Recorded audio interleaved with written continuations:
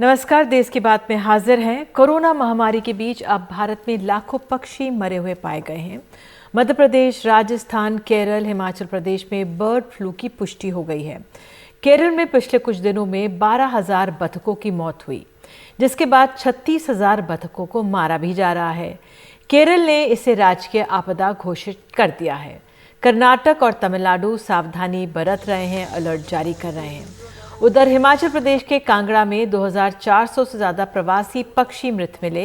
हमारे सहयोगी मोहम्मद गजाली के अनुसार पिछले 10 दिनों में 4 लाख पक्षियों की हरियाणा में मौत हुई है। हालांकि जालंधर में टेस्ट किए गए, लेकिन फिलहाल बर्ड फ्लू की पुष्टि हरियाणा में नहीं हुई है। मध्य प्रदेश में 23 दिसंबर से 30 जनवरी तक 376 कौओं की मौत हो चुकी है। इनमें से सबसे ज्यादा 142 इंदौर में हुए। इंदौर और मंदसौर से भेजे गए सैंपल में बर्ड फ्लू की पुष्टि हो चुकी है। राजस्थान के झालावाड़ में बर्ड फ्लू की सबसे पहले पुष्टि हुई थी।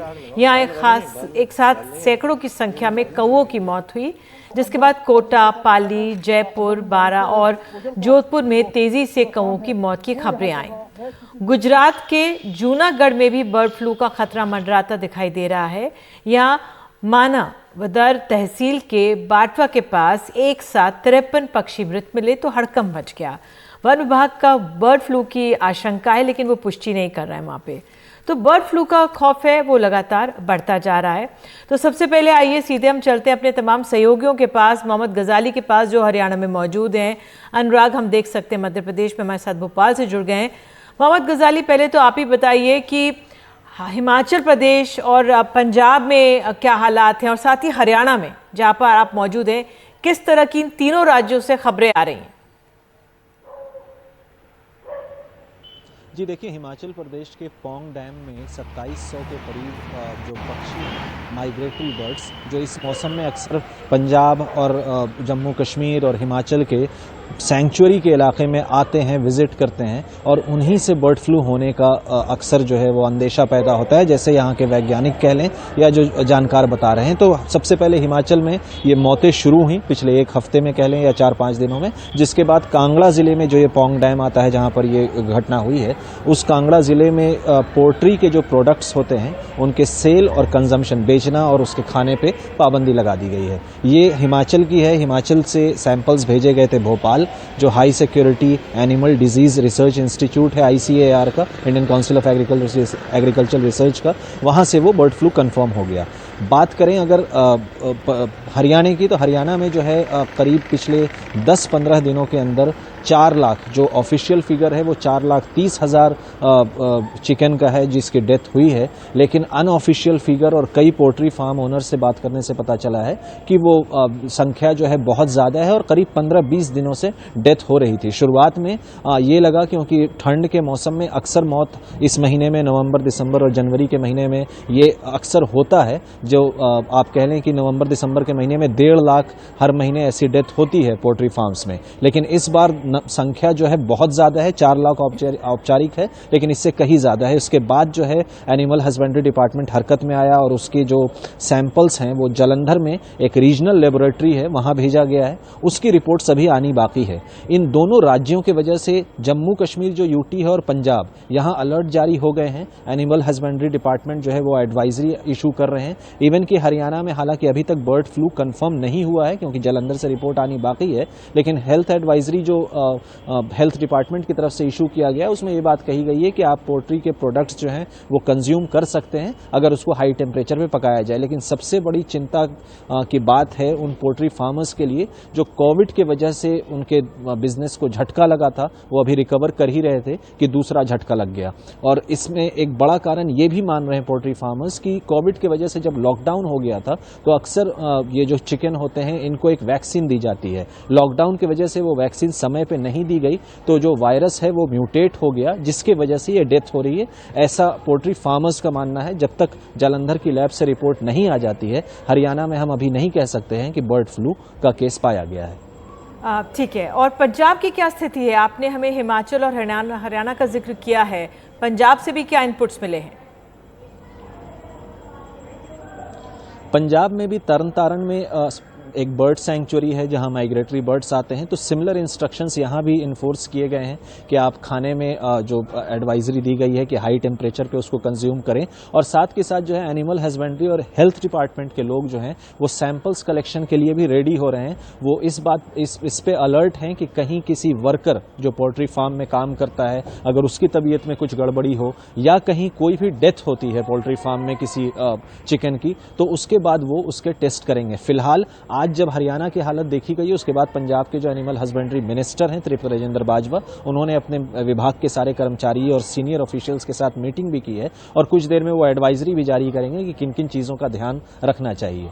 फिलहाल पंजाब में कहीं भी कोई मौत नहीं हुई है या बर्ड फ्लू का कोई ऐसा केस नहीं पाया गया है। हमारे साथ अनुराग द्वारी मौजूद है। अनुराग, मध्य प्रदेश में तो इसकी पुष्टि हो चुकी है, किस तरह की जानकारी आपको पूरे प्रदेश से मिल रही है?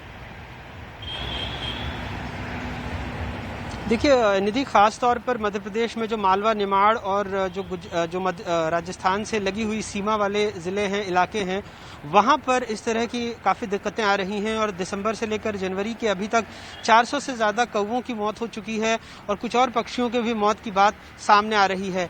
आज मुख्यमंत्री शिवराज सिंह चौहान और जो चिकित्सा शिक्षा मंत्री हैं विश्वास सारंग और कई सारे वरिष्ठ अधिकारियों के साथ आज एक बैठक हुई है और एक निर्णय ये लिया गया है कि दक्षिण से आने वाला जो पोल्ट्री है उसको सीमित अवधि के लिए फिलहाल उस पर रोक लगाई जा रही है और भी कुछ एहतियाती कदम सरकार उठा रही है।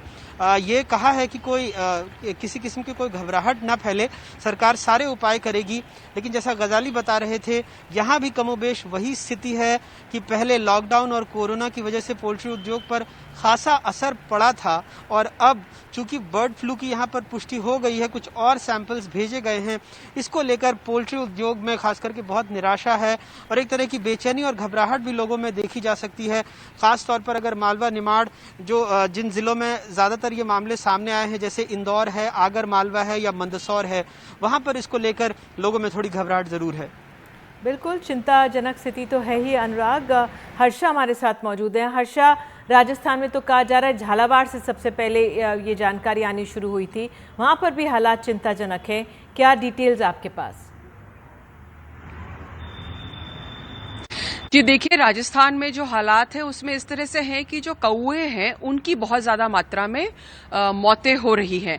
पहले झालावाड़ में हुई, उसके बाद जो है बारां, कोटा, जयपुर और जोधपुर में भी हुई, लेकिन जोधपुर के जो सैंपल्स थे वो नेगेटिव आए हैं। लेकिन ये 4 जिलों में स्वाइन फ्लू की I beg your pardon bird flu की पुष्टि हुई है। साथ ही अब चिंता का विषय ये है कि पोल्ट्री तक ये नहीं पहुंचे और इसके संदर्भ में अब एनिमल हस्बेंड्री डिपार्टमेंट जो पशुपालन विभाग है, उन्होंने एक्सपर्ट्स और पशुपालन पोल्ट्री में जो लोग जुड़े हुए हैं उनके साथ एक वीडियो कॉन्फ्रेंसिंग की है। कुछ दिशा निर्देश उनको दिए जाएंगे। टीम्स सब जगह भेजी जा रही हैं सारे डिस्ट्रिक्ट्स में, क्योंकि सिर्फ क्रोज ही नहीं, लेकिन दूसरी जो चिंता है कि कहीं ये जो है दूसरे बर्ड्स में नहीं फैले। आप जानते हैं कि जो भरतपुर में घना बर्ड लाइफ सेंचुरी है उसमें बहुत बड़ी मात्रा में प्रवासी पक्षी आते हैं। दूसरा जो जैसलमेर में ग्रेट इंडियन बस्टर्ड है वो एक एंडेंजर्ड स्पीसीज है, उस पर भी विशेष ध्यान रखना जरूरी है। लेकिन फिलहाल जो रिपोर्ट्स आ रही है कोई उनमें संक्रमण या संक्रमण नहीं दिखाई दे रहा है, लेकिन फिर भी एहतियात रखना जरूरी है और इसलिए एक हेल्पलाइन भी उन्होंने शुरू कर दी है कि कहीं भी अननेचुरल, अप्राकृतिक टाइप की कोई बर्ड्स की डेथ हो, पक्षियों की डेथ हो, तो उसको रिपोर्ट करके सरकार को उसकी सूचना दे ताकि वो एहतियात के कदम ले सके। इसमें एहतियात ये होती है कि अगर कहीं बर्ड्स आपको मृत मिलते हैं तो उस एरिया 1 किलोमीटर उस एरिया को नो मोबिलिटी जोन बताया जाता है और फिर वो कार्कसेस का डिस्पोजल बहुत केयरफुली, बहुत तरीके से किया जाता है कि वहां से जो इन्फेक्शन है वो आगे नहीं फैले। बिल्कुल हर्षा, अगर मैं अनुराग आपसे ये समझना चाहूँ, अभी हम कुछ देख रहे हैं, कुछ नेतागण ट्वीट भी कर रहे हैं, वो ये कह रहे हैं कि आप लोग घबराएं ना और जो अगर अंडे और जो मुर्गियां हैं इनको ठीक से पका के खाएं, डरना नहीं चाहिए। तो उस लिहाज से वहाँ पर किस तरह से जो ये पोल्ट्री में लोग में जुड़े हुए हैं वो किस तरह से इस पर आश्वासन दे रहे हैं या क्या कहना है उनका? जैसे जैसे मैंने पहले कहा था कि गुजरात और राजस्थान के सीमावर्ती जिले हैं, वहाँ पर एक कड़कनाथ मुर्गा है जो यहाँ का बहुत प्रसिद्ध है और काफ़ी उसकी मांग रहती है, तो इसको लेकर वहाँ काफ़ी एहतियात बरती जा रही है। जैसा मैंने आपको बताया कि आज जो उच्च स्तर की मीटिंग हुई है उसमें यह तय हुआ है कि सीमित अवधि के लिए जो दक्षिण भारत से पोल्ट्री आती है उस पर पाबंदी लगाई जाएगी। तो कोशिश यही की जा रही है कि किसी तरह पोल्ट्री उद्योग तक ये ना फैले, क्योंकि जैसे हर्षा ने बताया मध्य प्रदेश में भी ज़्यादातर जो मौतें अभी तक हुई हैं और जिसमें बर्ड फ्लू की पुष्टि हुई है वो कौवे हैं। तो कोशिश यही की जा रही है कि जो इंसान जिसका सेवन करते हैं उन तक ये पोल्ट्री उद्योग तक ये ना फैले, इसी के लिए सरकार सारे एहतियाती कदम उठा रही है। निधि जी बिल्कुल। और गजाली, एक आपसे अंत में, क्योंकि हरियाणा से बहुत सप्लाई दिल्ली में आता है और जिस तरह से एहतियात बरतने की बात की जा रही है और बिल्कुल अफवाह ना फैले और घबराहट भी होगी पोल्ट्री के काम में जो लगे लोग हैं, कहा यह जा रहा है कि जिस तरह से मैंने अनुराग से भी पूछा कि भाई आप ठीक से गर्म करके अंडों को या चिकन को खाएं, बार बार इस तरह की बात बयान सामने आ रहे हैं। हरियाणा से किस तरह की जानकारी इस लिहाज से? देखिए, हरियाणा में जो पंचकुला ज़िले का बरवाला शहर है वो एशिया का सबसे बड़ा पोल्ट्री फार्म इंडस्ट्री का मार्केट भी है। यहाँ से सप्लाई भी बहुत होती है, बहुत लोग एम्प्लॉयड भी हैं। खबर बर्ड फ्लू की हिमाचल में सबसे पहले हिमाचल में कंफर्म हुई, इस रीजन में कि हिमाचल में बर्ड फ्लू है। तो इसी खबर से जो है अचानक आप कह लें कि जो उसका फौरन आफ्टर इफेक्ट होता है कि जो ऑर्डर्स थे अब उसकी चिंता होने लगी है। जो अंडे की सप्लायर हैं यहाँ पे, जो डीलर्स हैं, पोल्ट्री फार्मर्स से जो अंडे लेते हैं और अलग अलग जगहों पे सप्लाई करते हैं, हमने कई सप्लायर से बात करने की कोशिश की। उन्होंने बताया कि अब कहीं ना कहीं वो ऑर्डर देने में देरी हो रही है, रेट्स डाउन हो रहे हैं, या जिन ऑर्डर्स की डिलीवरी हो चुकी है उसकी पेमेंट पे भी असर पड़ने लगा है, क्योंकि लोग अब शक में हैं कि ये पहले का प्रोडक्ट है, बर्ड फ्लू फैलने से पहले का है, या ये सप्लाई कहाँ से आ रही है, या हिमाचल के जानवर तो नहीं थे। तो इस तरह की चीजें हैं और कहीं ना कहीं उसकी चिंता बढ़ी हुई है। और इस सेक्टर से कई लोग जुड़े हैं।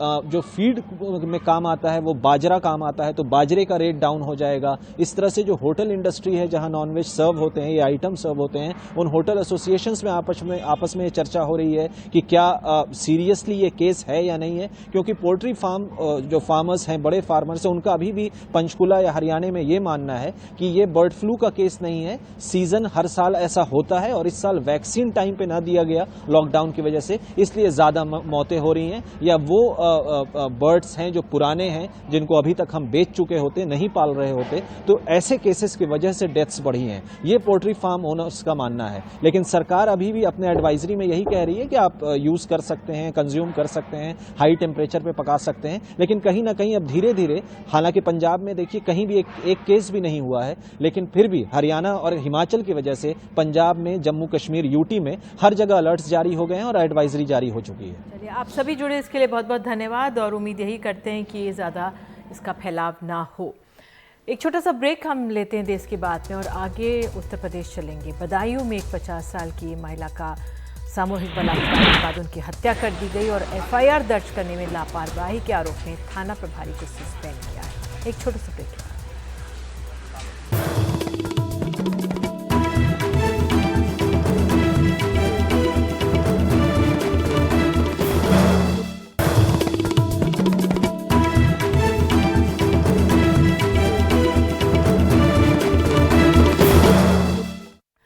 बदायूं में अपने बीमार पति के लिए दुआएं मांगने मंदिर गई एक महिला का गैंगरेप के बाद उसे मार डाला गया।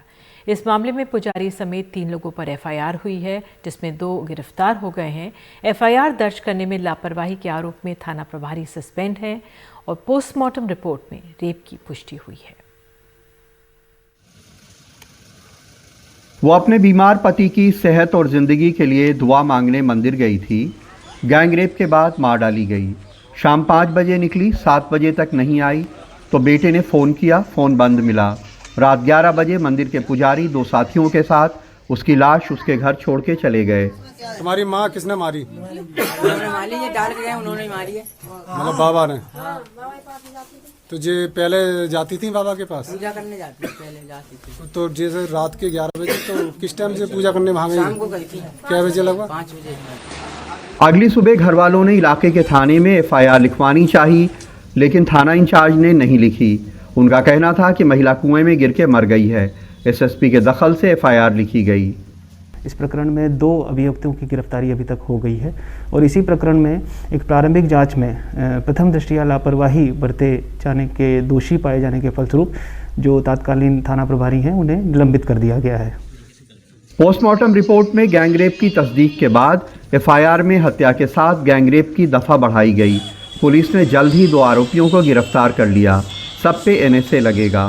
ये फिट केस बनता है एनएसए का, हम इसमें एनएसए की भी कार्रवाई करेंगे। इसके अलावा जो परिवारजन हैं उनको जो प्रशासन की ओर से, शासन की ओर से जो सहायता धनराशि और अन्य अनुदान जो है वो करीब 20 लाख रुपए तक के हैं, जो कि राष्ट्रीय पारिवारिक लाभ योजना के अंतर्गत, इसके अलावा रानी लक्ष्मीबाई महिला सम्मान कोष से ये सब उनको दिलवाए जाएंगे। कहाँ थे आप? लेकिन आरोपी पुजारी का कहना है कि वो उसे कुएं में गिरी मिली थी। तो जी कब आई थी यहाँ? तो शाम आई है। कल शाम या आज शाम? आज शाम जा खत्म नहीं था। कल शाम। तो फिर इसके बाद उन्होंने घर वालों को सूचना ना दी? घर वालों का फोन नंबर ना हो, फिर दही बात पर सूचना। फिर जब मर कैसे गई? यहाँ कुएं में कैसे गिरी? कुआ मुझे आई है तब मैं लेकर ही गिरी। अपना भी गिर गई और हमारे मालूम ना पड़ी, तुम्हें जानकारी ना? हाँ, जब क्या नहीं तो बच के गए अंदर के क्या नहीं। हाँ। तो पता चल गई तुम्हें? हाँ। 17 घंटे बाद इस घटना की एफआईआर होना ये बताता है कि महिला सुरक्षा के इतने संवेदनशील मामलों में पुलिस के तमाम लोगों का रवैया अभी भी कैसा है। मुख्यमंत्री इससे नाराज़ हैं। उन्होंने बरेली जोन के एडीजी को इसकी जांच सौंपी है और एसटीएफ को इसमें सहयोग करने कहा है। बदायूं में रणदीप और लखनऊ में कैमरामैन राजेश गुप्ता के साथ कमाल खान, एनडीटीवी इंडिया। और खबरों में आगे, इंदौर में कॉमेडियन की जमानत याचिका फिलहाल खारिज।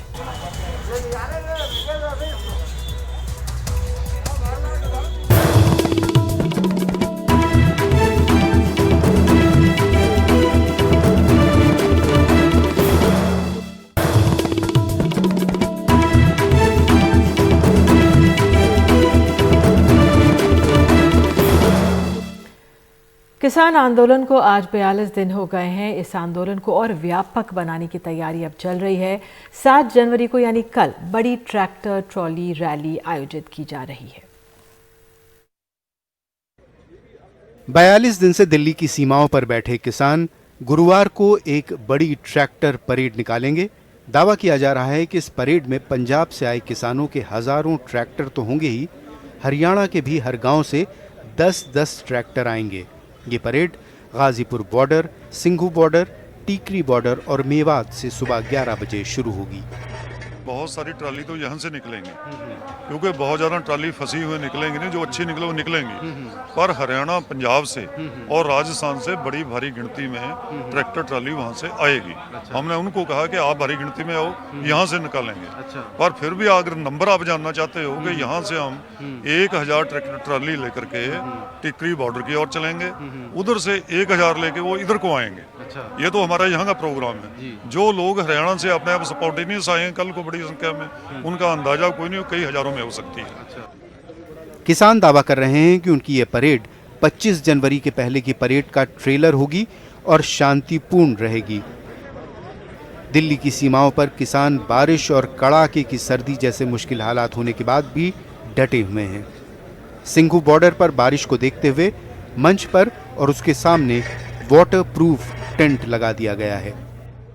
ਪਹਿਲਾਂ ਸਰ ਇਸ ਤਰ੍ਹਾਂ ਸੀਗੀ, ਪਹਿਲਾਂ ਦੂਸਰਾ ਟੈਂਟ ਸੀਗਾ ਜੀ, ਵਾਟਰਪ੍ਰੂਫ ਨਹੀਂ ਟੈਂਟ ਸੀਗਾ। ਉਹਦੇ ਕਾਰਨ ਹੁਣ ਤੁਹਾਨੂੰ ਪਤਾ 2-4 ਦਿਨ ਦੀ ਬਾਰਿਸ਼ ਜ਼ਿਆਦਾ ਹੋ ਰਹੀ ਆ, ਉਹਦੇ ਕਾਰਨ ਥੱਲੇ ਬੈਠੇ ਕਿਸਾਨਾਂ ਨੂੰ ਬਹੁਤ ਜ਼ਿਆਦਾ ਪ੍ਰੋਬਲਮ ਆ ਰਹੀ ਸੀਗੀ।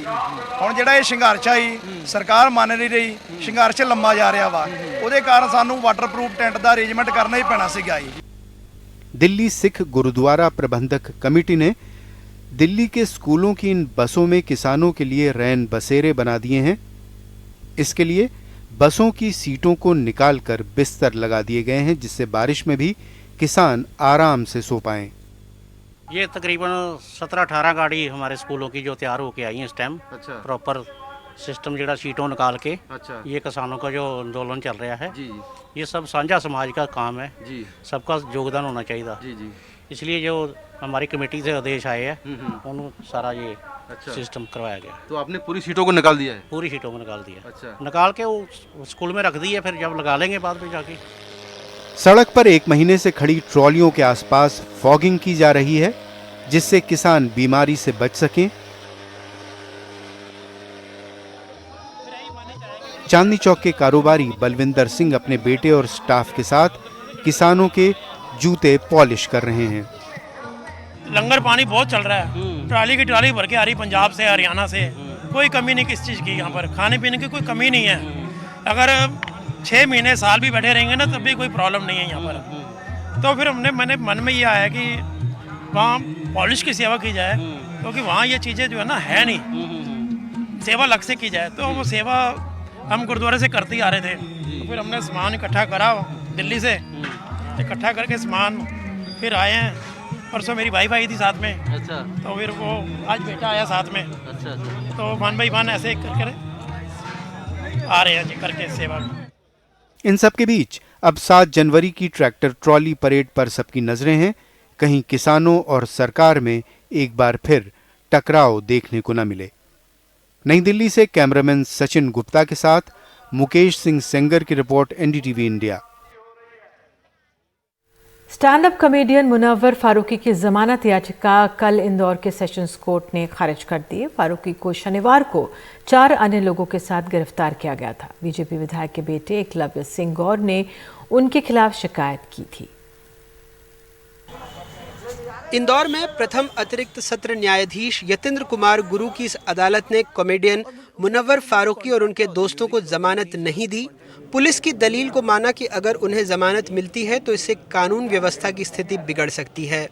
मुनरो कैफे में इन दोनों आरोपीगण द्वारा हिंदू देवी देवताओं का अपमान किया गया था तथा सोशल डिस्टेंसिंग का पालन नहीं किया गया था।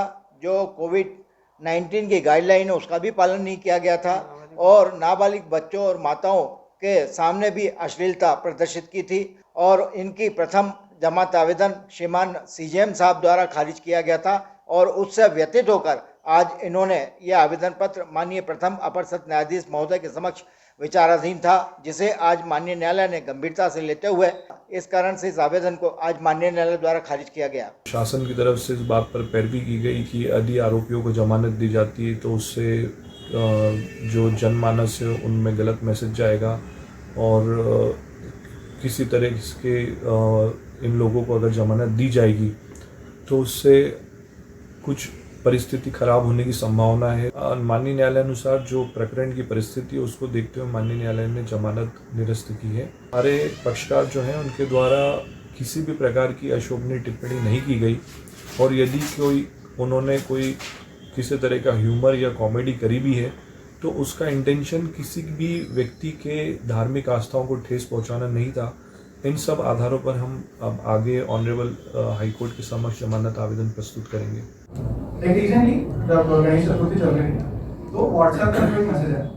पुलिस ने मुनव्वर फारूकी, नलिन यादव, एडविन एंथनी, प्रखर व्यास और प्रियम व्यास को बीजेपी विधायक के बेटे एकलव्य गौड़ की शिकायत के बाद गिरफ्तार किया था।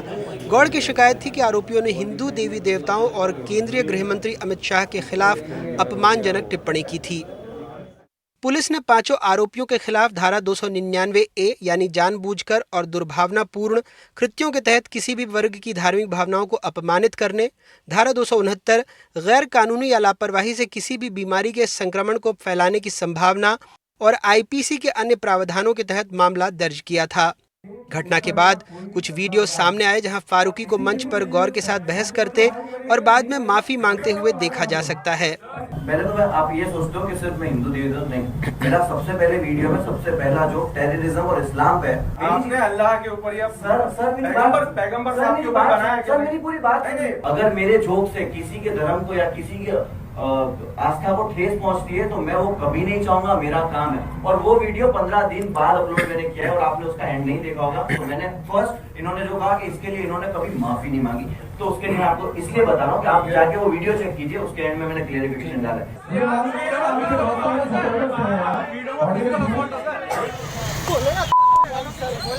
इसके बाद मुनव्वर के दोस्त सदाकत की भी कोर्ट परिसर के पास पिटाई की तस्वीरें वायरल हुई।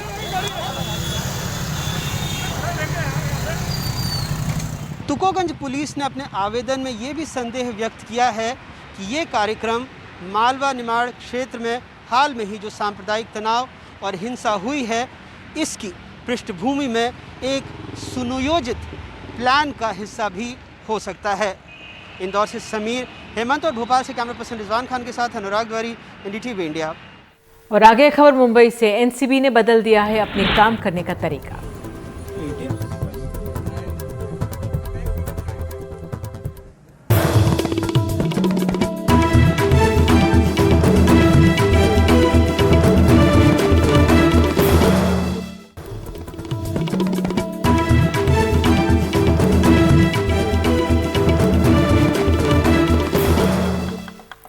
नारकोटिक्स कंट्रोल ब्यूरो की मुंबई यूनिट शहर में फैले नशे के सभी छोटे बड़े सौदागरों के जाल को तोड़ने में लगी हुई है।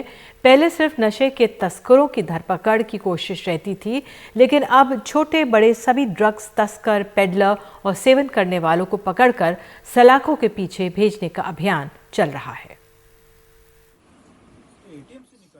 देश भर में मादक पदार्थों की तस्करी रोकने के लिए बनी केंद्रीय एजेंसी नारकोटिक्स कंट्रोल ब्यूरो की मुंबई यूनिट। सुशांत सिंह राजपूत की संदिग्ध मौत के पहले तक बहुत कम लोगों को पता था कि शहर में इसका कोई वजूद भी है, लेकिन बॉलीवुड ड्रग्स रैकेट के जाल को तोड़ने में लगी एनसीबी आज सीबीआई और ईडी से ज्यादा चर्चा में है। अभिनेत्री दीपिका पादुकोण से लेकर सारा अली खान, श्रद्धा कपूर और अर्जुन रामपाल तक को एनसीबी के सवालों का सामना करना पड़ा है। कॉमेडियन भारती सिंह और उनके पति हर्ष लिम्बाचिया को जेल की हवा खानी पड़ी है। ड्रग्स केस में कुल 3 किरदार होते हैं, तस्कर, पैडलर और यूजर। कभी पैडलर और यूजर को नज़रअंदाज करने वाला नारकोटिक्स कंट्रोल ब्यूरो अब छोटे बड़े पैडलर यहाँ तक कि ड्रग्स लेने वालों के खिलाफ भी कार्रवाई कर रहा है। नतीजा, नशेड़ी सेलिब्रिटीज की नींद उड़ी हुई है। मुंबई एनसीबी के पिछले 5 सालों की कार्रवाई पर नजर डालें तो एजेंसी के नेतृत्व और उसकी कार्यशैली में आए परिवर्तन की साफ झलक मिलती है। साल 2016 में 23 केस में 29 आरोपियों की गिरफ्तारी हुई थी, तो 2017 में 30 केस और 38 गिरफ्तारी, 2018 में 25 केस में 55 गिरफ्तारी और 2019 में 35 केस में 50 गिरफ्तारी, जबकि साल 2020 में 46 केस हुए और 90 गिरफ्तारी हुई। 30 केस तो सुशांत सिंह राजपूत ड्रग्स केस के बाद हुए हैं, जिसमें कोकीन, चरस, एफिड्रिन, गांजा और LSD तक की बड़ी मात्रा में बरामदगी के साथ बॉलीवुड ड्रग्स रैकेट सहित तस्करी के 7 अलग अलग मॉड्यूल पकड़े जा चुके हैं, जिनमें आजम जुमन शेख, वाहिद अब्दुल कादिर शेख, सुल्तान मिर्जा, करीम लाला, करमजीत सिंह उर्फ केजे, शाहिद शेख और अनुज केशवानी जैसे बड़े नाम हैं। खास बात है कि नशे के सौदागरों के खिलाफ ये कार्रवाई कोरोना संक्रमण और लॉकडाउन जैसे प्रतिकूल समय में की गई है। एनसीबी के 25 अफसर कोरोना के शिकार भी हुए हैं। नतीजा, एनसीबी के देश में फैले दूसरे राज्यों के यूनिट से अफसरों को बुलाना पड़ा है। बहरहाल कार्रवाई तो बढ़ी है, लेकिन असली चुनौती मुकदमों को अदालत में अंजाम तक पहुंचाने की है, जो आसान नहीं। मुंबई से कैमरामैन संजय मंडल से सुनील सिंह, NDTV इंडिया के लिए। और देश की बात के आखिर में देश के उत्तरी राज्यों में बर्फबारी का नज़ारा, कहीं खुशी कहीं गम भी।